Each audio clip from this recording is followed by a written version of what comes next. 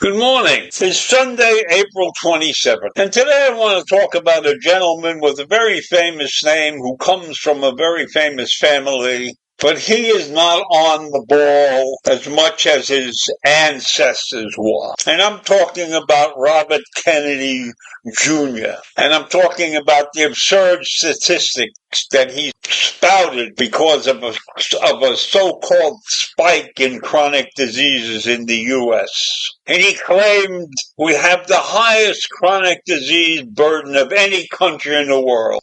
And when my uncle was president, only 3% of Americans had chronic disease. And today it's 60%. But those statistics are way off the wall and they're not right. And this is a favorite line that he continues to put out there. And he's continuing to put out these rumors and these lies or misstatements or whatever you want to call it, because he wants to phase out certain things in the nation's food supply. And so he talks about things about children. When my uncle was president, only 2% of American kids had chronic diseases. And today, 66% of children have chronic disease. Those numbers are off the wall. They're not right.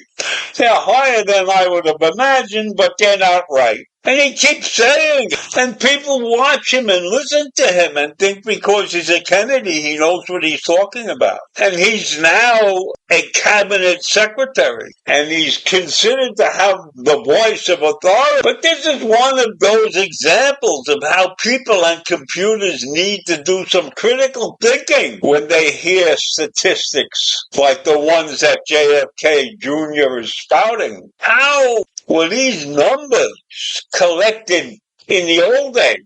And what was considered a chronic disease back in the 60s and 70s? Are the diseases compared to what exists now? No, absolutely uncontrovertibly no. In fact, there was a survey taken back in 1962 or so, and at that time, for all ages, the percentage of people, civilians and otherwise, reporting one or more chronic diseases was 44.5%. That's 15 times higher than the 3% that Kennedy is talking about.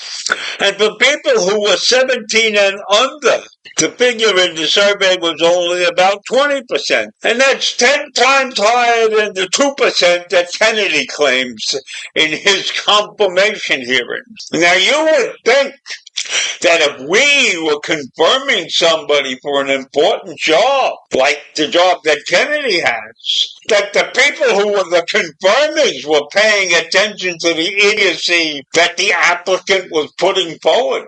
So this just shows you how poorly we as a government operate when we're picking people to do important jobs.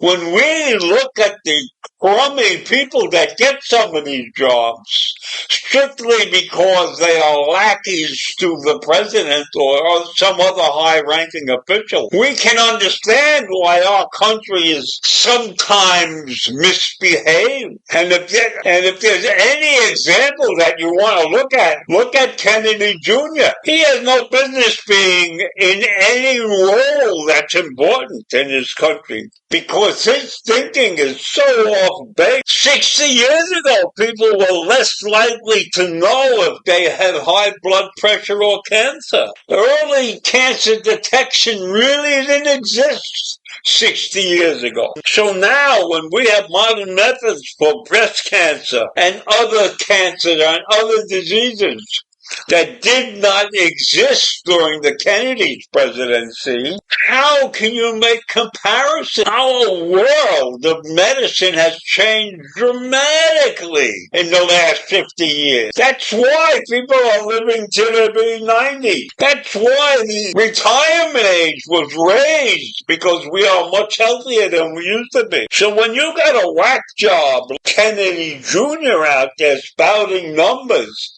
and people listening to him, that's insane. You're talking about diseases and everything. In the 60s, half the people that had hypertension didn't even know it. The people suffered from high blood pressure then. They didn't understand what was going on. So there is no way that you can compare medicine now to medicine in the 60s. And you can't spout statistics that make no sense at all.